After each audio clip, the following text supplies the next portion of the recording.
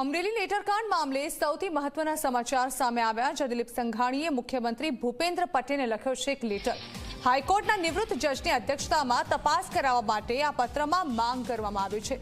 તેઓએ કહ્યું છે કે આ બાબત અત્યંત ગંભીર કહી શકાય। મનીષભાઈ વઘાસિયાએ ભાજપના નેતાઓના નામની વાત કરી છે। પોલીસ કસ્ટડીમાં ભાજપના નેતાઓનું નામ આપવાની વાત થઈ છે અને આ બાબત અત્યંત ગંભીર તેઓએ ગણાવી છે। અમરેલી પોલીસે દબાણમાં કાર્યવાહી કરી હોઈ શકે, રાજકીય પદાધિકારીના કહેવાથી આ કાર્યવાહી કરી હોઈ શકે। કોઈ સામાન્ય વ્યક્તિના ઇશારે પોલીસ આ પ્રકારનું કૃત્ય ન જ કરે। આ કેસમાં કહેવાતા સાચા કે ખોટા પત્ર સાથે મારે કોઈ લેવા દેવા નથી, પણ આ બાબતે સત્યતા બહાર લાવવા મારે નાર્કો ટેસ્ટ કરવા માટે પણ તૈયાર છું। ફરિયાદી અને 2-4 લોકોના પણ નાર્કો ટેસ્ટ થવા જોઈએ તેવું જણાવ્યું છે દિલીપ સંઘાણીએ। અમરેલી લેટર કાંડને લઈને ભાજપના પૂર્વ સાંસદ દિલીપ સંઘાણીએ મુખ્યમંત્રીને પત્ર લખ્યો છે અને હાઈકોર્ટના નિવૃત્ત જજ પાસે તપાસ કરવાની માંગ કરી છે। આપણી સાથે કોંગ્રેસના જે એમએલએ જે છે પૂર્વ પ્રતાપ ધૂત, સીધા આપણે એમની જોડેથી જાણીશું। લેટર કાંડ હતો, હવે ભાજપના જ નેતા મુખ્યમંત્રીને પત્ર લખી રહ્યા છે અને હાઈકોર્ટના નિવૃત્ત જજ જોડે તપાસ કરવાની માંગ કરી રહ્યા છે। શું કહેશો? 1 મહિનો અને 2 દિવસથી આ જગ્યા ઉપરથી પ્રેસ કોન્ફરન્સ કરીને ગુજરાતની જનતા સમક્ષ અમરેલીના જંગલરાજને પ્રજા વચ્ચે હું લાવ્યો હતો। ત્યારબાદ રોજે આ મુદ્દા ઉપર ડિબેટોથી લઈને 1 મહિના સુધી ટીવીઓ ઉપર એક જ વાત હાલે છે, લેટરકાંડ, દીકરી પાયલને ન્યાય।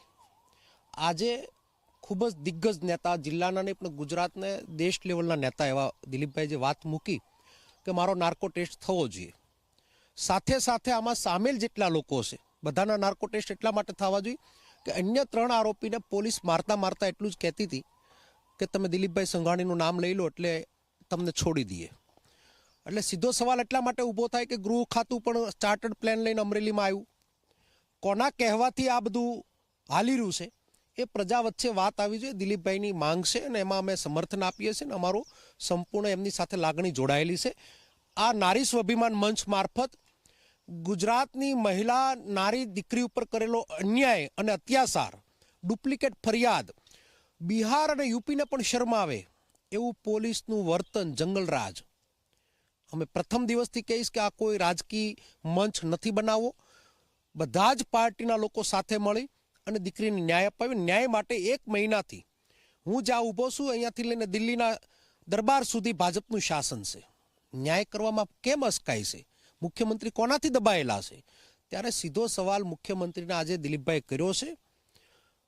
ભૂપેન્દ્ર દાદાને કીધું હતું કે આ દીકરી તમને દજાડશે અને દીકરીની વાત દિલીપભાઈ જેવા વ્યક્તિ જ્યારે મૂકતા હોય તો આ ખૂબ જ ગંભીર સમસ્યા છે। તાત્કાલિક પગલાં ભરવા જોઈએ। નાર્કો ટેસ્ટ દિલીપભાઈનો નહીં, આમાં સામેલ ભાજપના બીજા નેતા એટલે કે કૌશિક વેકરિયા, આનો નાર્કો ટેસ્ટ થવો જોઈએ। કેટલા પૈસાના ઉઘરાણા કર્યા, કેટલા બુટલેગરો સાથેની સાંઠગાંઠ, તે દિવસે પોલીસને કોણે સૂચના આપી, આ નાર્કો ટેસ્ટ થાય તો જ હકીકત બહાર આવશે। અને દિલીપભાઈની સાથે જિલ્લાના નારાયણભાઈ કાસડિયા, જિલ્લાના અમારા ડૉક્ટર કાનાબાર, ગોપાલભાઈ છમાણી બધાય આ દીકરીની વાતમાં જોડાણા છે। પરેશભાઈ ધાનાણી, જેની ઠુમર, વીરજીભાઈ, પ્રતાપ દુધાત, નારી સ્વાભિમાન મંચ મારફત આ લડાઈ ચલાવી છે। નિર્લિપ રાયની અમારા નિમણૂક થઈ, અમને એમાં વિશ્વાસ હતો ને છે, પણ નિર્ણય લે એટલી માંગ કરીએ છીએ। દિલીપભાઈ સંઘાણીએ પણ લેટરમાં ઉલ્લેખ કર્યો છે કે પોલીસ આ રીતના કાર્યવાહી ન કરી શકે, કોઈ રાજકીય મોટો દબાવ હોઈ શકે છે। હું એ જ વાત કરું છું કે ચાર્ટર્ડ પ્લાન લઈને ગૃહ ખાતું આવીને ત્યાં શું કહી ગયું? હર્ષભાઈ કઈ વાત કરીને આવું ખરાબ કૃત્ય પોલીસે કર્યું છે? પોલીસના સારા લોકોને પણ આમાં ડાઘ લાગે। પોલીસ આવે એટલે લોકો બધા પોલીસને ખરાબ નજરે જોતા હોય, બધી પોલીસ ખરાબ નથી હોતી। અમરેલી જિલ્લાના પોલીસે આખા ગુજરાતની પોલીસ ઉપર ડાઘ લગાડવાનું કામ કર્યું છે। ત્યારે આમાં સામેલ જે પણ પોલીસ હોય એ ડિસમિસ થવા જોઈએ અને કયા રાજનેતાના ઈશારે કામ થયું એ કાયમી માટે રાજકારણમાંથી સંન્યાસ લે એવું ભારતીય જનતા પાર્ટીને પનિશમેન્ટ આપવી જોઈએ। દિલીપભાઈ સંઘાણી પોતે હવે મેદાને ઉતરી ગયા હોય આ રીતના દેખાઈ રહ્યું છે, લેટર લખી રહ્યા છે, તમારો કઈ રીતે એમને સમર્થન રહેશે? સમર્થનમાં અમારા નારી સ્વાભિમાન મંચ ઉપર કોઈ પણ લોકો આવી શકે ને એના આવકાર્ય હતું। દિલીપભાઈ જેલ સુધી મળવા પણ ગયા હતા। દિલીપભાઈ નાર્કો ટેસ્ટની વાત કરીશ ત્યારે ખાલી દિલીપભાઈનો નાર્કો ટેસ્ટ નહીં પણ અન્ય નેતાઓ જે આમાં સામેલ છે એના પણ નાર્કો ટેસ્ટ થવા જોઈએ। કોંગ્રેસના પૂર્વ એમએલએ જે પ્રતાપ દૂત તેઓ જણાવી રહ્યા છે કે જે રીતના ભાજપના પૂર્વ જે સાંસદ જે છે દિલીપભાઈ સંઘાણીએ મુખ્યમંત્રીને જે રીતના પત્ર લખ્યો છે અને પત્રમાં જે માંગો કરી છે એ વ્યાજબી છે ને જે રીતના હવે નાર્કો ટેસ્ટ દિલીપભાઈની સાથે સાથે જે ભાજપના અન્ય જે નેતાઓ જે સામેલ છે તેમનો પણ નાર્કો ટેસ્ટ થવો જોઈએ જેને કરીને હકીકત બહાર આવી શકે છે. હાલ તો જે રીતના ભાજપના નેતાએ મુખ્યમંત્રીને જ પત્ર લખીને જે લેટર લખ્યો છે હાલ એ ચર્ચાનો વિષય બન્યો છે. કેમેરામેન વિજય બૈસાને સાથે પ્રશાંત ડુબરે, જી મીડિયા, સુરત.